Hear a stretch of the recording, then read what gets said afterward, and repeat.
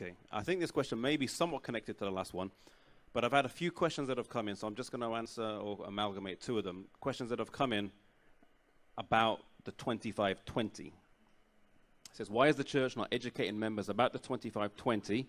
And then kind of going along with that, young people are getting involved with the 2520, but our leaders are not teaching about it. What is your opinion on it? So I'll throw that out to the panel, and whoever wants to pick it up can.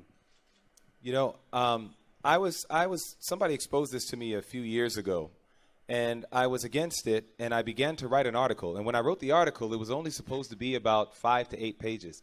But then when I was done with it, it turned into a 36-page booklet. And I began to share it, refuting the teachings of the 2520. Basically, it comes from Leviticus 26.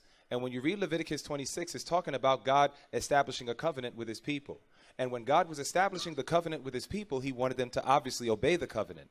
But the problem is that the people of God were rebellious. And as a result of their rebellion, God began to say something in Leviticus, the 26th chapter, where he said, if you do not obey what I've told you to do, these punishments will happen to you. Then this is where the 2520 movement was birthed. Then God says, and if you still will not obey after I've punished you, I will punish you 7 times more. It seems as if the 2520 movement has forgotten the word more was there, and all they did was focus on 7 times. And what they did was they took the term 7 times, and they began to do calculations and said, well, wow, when you calculate 7 times, it adds up to 2,520. William Miller taught this very strongly. He believed vehemently with Joshua Himes, and they believed in this 2520 prophecy, which was basically a second witness to lead us from 677 BC all the way to 1844.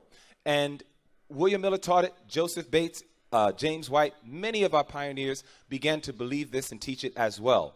But then approximately around the time of 1863, there was a shift. A lot of our pioneers no longer looked at the Leviticus 26 as a statement of prophecy.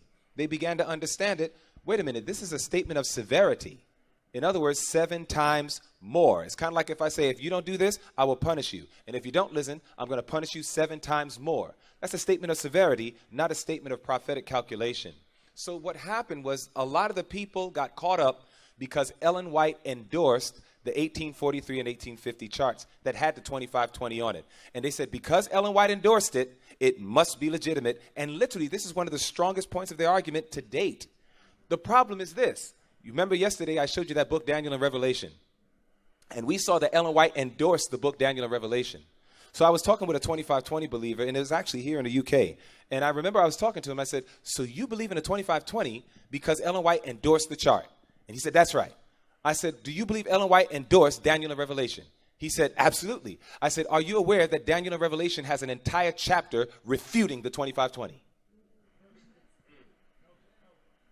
Got kind of quiet. You understand? So there's a lot of confusion. Truth as well as health, as the good doctor just stated, they were progressive for the people of God. They used to believe the Sabbath was always beginning at 6 o'clock. They used to believe a lot of different things, but there was a progression in understanding. And as the progression in understanding took place, hence the 1863 chart, W.W. Simpson's charts, whom Ellen White endorsed emphatically, that has no 2520 on it. I mean, there's more than enough evidence to make it blazingly clear that neither Ellen White, the Bible, and truly our pioneers, as they gain greater understanding, endorsed this so-called prophecy. It's a statement of severity in Leviticus 26. It is not a statement of prophetic calculation. If I could just add, and I think it's an important point about how we link arguments to make judgments. When I started out in ministry, some of you guys would have heard of, and there's a tragic episode in Waco where we lost a number of young people, and a lot of it was bad. It was bad Bible study amongst anything else. And so, for example, they were going into the Old Testament and then reading the prophets, and it said, in the last days, the temple of the Lord shall be exalted. People say, are we living in the last days? Yes, we are.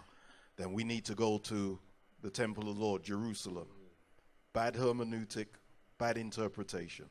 As Elder Lemon has said, because Ellen White endorsed something, if you take that rationale, if you go into the Old Testament, then we would be polygamists. Hello. Now, were they led by God? Of course they were. But there is also a progressive revelation and understanding. And just because somebody understood something at a particular time, or should we say something was practiced at a particular time, does not endorse it for 2015. We need to step back and actually look. And Leviticus and that particular passage is not, in my understanding, a prophetic passage to be understood that way. And if you really want to twist things, I can get text and put stuff together and twist it all out of context. And then you'll think, oh, there's the truth. It isn't truth. We need a good interpretation on Scripture at all points.